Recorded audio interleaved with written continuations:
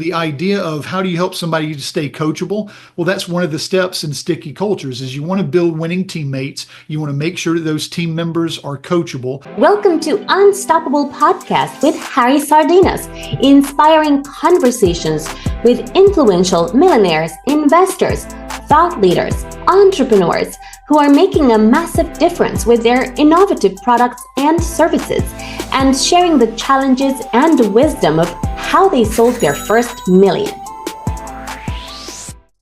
Yeah.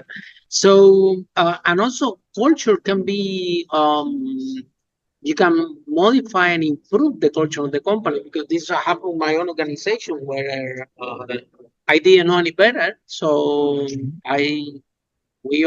most of the entrepreneurs, they become entrepreneurs by accident, like they want to solve a problem for themselves, and after they start to solve the problem for other people, somebody paid the money, and there you go, you're in business. You don't you start in this journey, and you do without knowing the thing you think it's right. And probably at the beginning, because we don't know any better, we start a type of control and command situation when we hire people, and because we don't know any better. However, it happened, this cultural transformation in my own organization, that actually changed me personally completely, from being exhausted, being tired, being over controlling, being emotionally with a lot of pressure and lack of sleep and things, to freedom, happiness, joy, just by changing the culture, by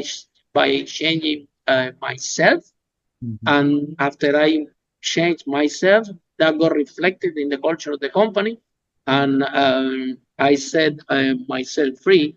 So I think that in my experience, the culture of the organization is a reflex of the culture of the people at the top.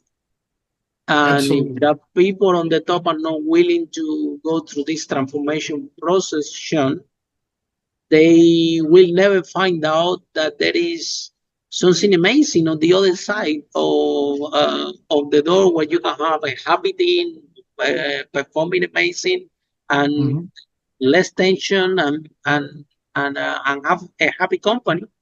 Whether so it comes to, but then, Sean, you go to speak with these CEOs, been there, and they're the big deal, they're making a lot of money, they know everything, and then you go and try to communicate that with them, and it's quite challenging.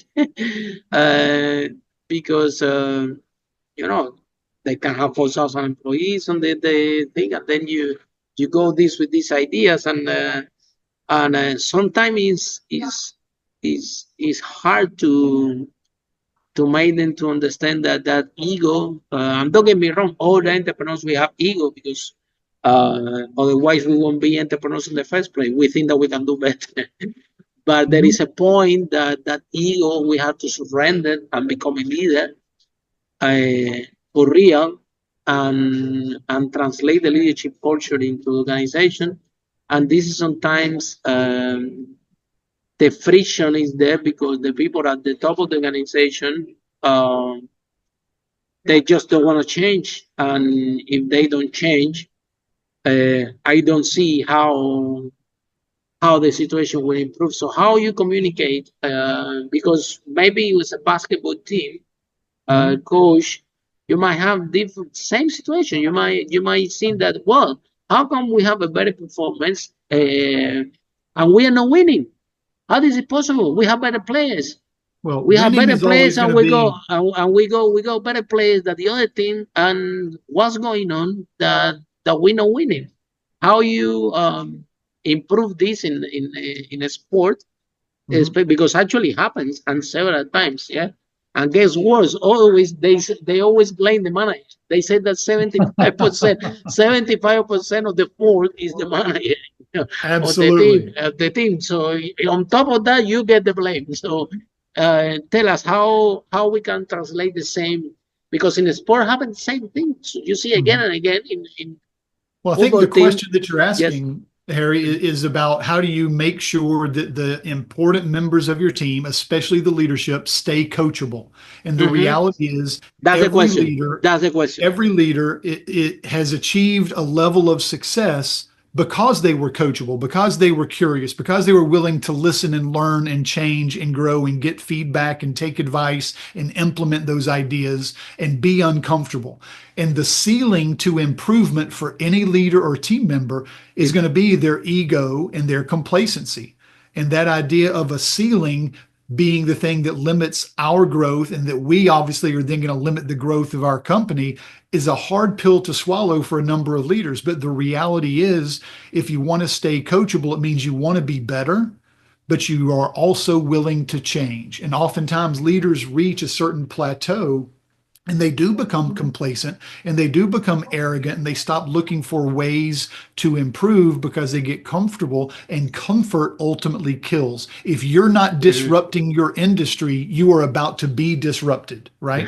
And so the idea of how do you help somebody to stay coachable? Well, that's one of the steps in sticky cultures is you want to build winning teammates. You want to make sure that those team members are coachable. You want to make sure that you take those coachable team members and make them effective leaders. And you want effective leaders to build a great culture. And ultimately, that kind of cyclical nature of a sticky culture is important. But if you want people to be more coachable, it's a 4-step process. And the first is, where do you want to be? Where are you now, being the second step? And then if you can identify a gap between those two things, that's going to give people that sense of dis-ease and in terms of the gap that's created between where they want to be and where they currently are based upon numbers, not excuses. And that gap is what gives people the chance to examine number 3, which is, what is something that you're not doing? Who do you need to look to for advice or insights that you can implement outside yourself? And then finally, what are the habits? And I think that that idea of hunger and honesty and humility and habits, those are the things that help people move past a plateau to become coachable and to actually get to the next mountain that they want to climb. Yeah, so to sum up, if you want your company to perform and you want to increase productivity and you want to be disrupted, be coachable. Be Absolutely. coachable and drop that ego, surrender to it. And I know that we are all very happy seeing that we are the big deal and and all that. But if you surrender to that and you allow the leadership within yourself to prosper, and you become a better leader, you're definitely gonna have better company and better profit. So Shane, if somebody's in love with our conversation, how people can find you, how this process works? Thank you so much for asking, Harry. It's been absolutely such a thrill to be able to spend some time with you and your audience. If they wanted to find me online, you can find me on LinkedIn at Sean Glaze.